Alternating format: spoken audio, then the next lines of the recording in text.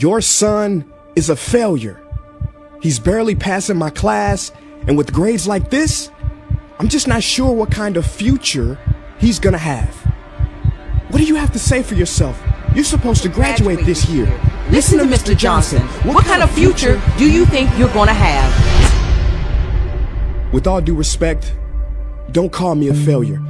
Failure is an event, not a person, in fact. And you talk about the future, Mr. Johnson, but you're not preparing us for that. Excuse me? Just listen to what I'm saying. This should be good. Would you agree that in the future, most careers will become automated? Yeah, so? So the people who succeed will have to be curious, innovative, with resilience to adapt to new changes. What's your point? My point is, the focus in this school is not on that. It is on regurgitating information and test taking, and that's just real. But in today's world, creativity is the most important leadership skill. Oh, that's how you feel. You don't have to believe me, but maybe you will believe the 1,500 executives who recently said creativity is the most important leadership skill. See, pretty soon, no one will be hired because of what they know. Because who cares what you know or if you've memorized a fact? We've got Google and Siri for that. In the future, people will be hired because of what they can do with their knowledge. Can they creatively solve real-world problems, not just follow instructions or directions and bubble in multiple choice questions? So, Mom, that's why I'm stressed, because these robotic tasks we learn in school should stop. Because no one can do a robot's job better than a robot. Billionaire founder of Alibaba, Jack Ma, said that we should not compete with artificial intelligence, but instead focus on developing unique human intelligence. Mr. Johnson, drills are for teeth, not the human mind.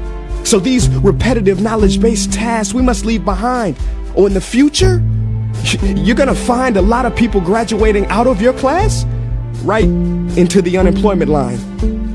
See, many top companies today don't look at grades. Mom, that old way is expiring. Google has been quoted as saying GPAs are worthless criteria for hiring. Founder of Tesla, Elon Musk, agrees. So I say this with unease and sorrow. If you continue to teach today as you taught yesterday, then you rob us students of tomorrow. Mr. Johnson, I'm gonna keep it real with you. Sometimes sitting in your class is tough. I'm constantly thinking, if I don't look up at the clock, maybe it'll speed up. So I listen to you do my work and pay attention, feeling like an hour had to have gone by, but it was only 3 minutes. So if you wonder why we're bored in class, look, you want to get a kid to hate reading? Give them this, a school textbook. And some people think it's our fault, and that hurts me. They say you can lead a horse to water, but you can't make him drink. And to that I say no. Firstly, you can put salt in that horse's hay and make him thirsty. And if you bring joy in your classroom, you can make any bad student nerdy. As he or she discovers the beauty of truly learning. Mr. Johnson, I mean no disrespect. You have the most important job on this planet. You build, create, and save lives. But if you really care about my future, like you say, then you have to fully commit and ask yourself honestly, how do I prepare a child for a future that doesn't yet exist? Here's a hint. The answer is not found in this. It's using this and this. See, in the future, we will need more passion and compassion. People with inspired hearts and wisdom to uplift this planet. And Mom, I love you, but can I be real? Go ahead. You want to know one of the biggest factors for childhood success? It's not IQ. It's family meals.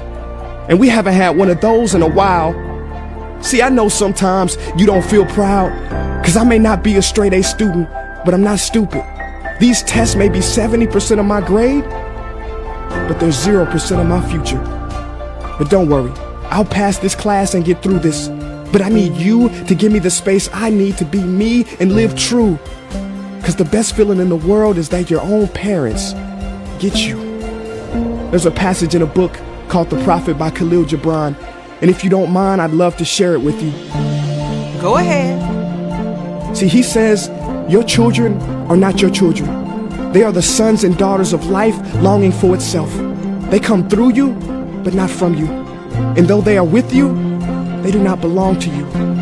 You may give them your love, but not your thoughts, for they have their own thoughts. You may house their bodies, but not their souls, for their souls dwell in the house of tomorrow. So, Mom, I'd appreciate it if you give me the love that I need to pursue my dreams. See, if we are to succeed, all three of us need behavior change on all fronts. We talk about the future, but the future is now, and it is created now by all of us. I've never heard you speak like that before.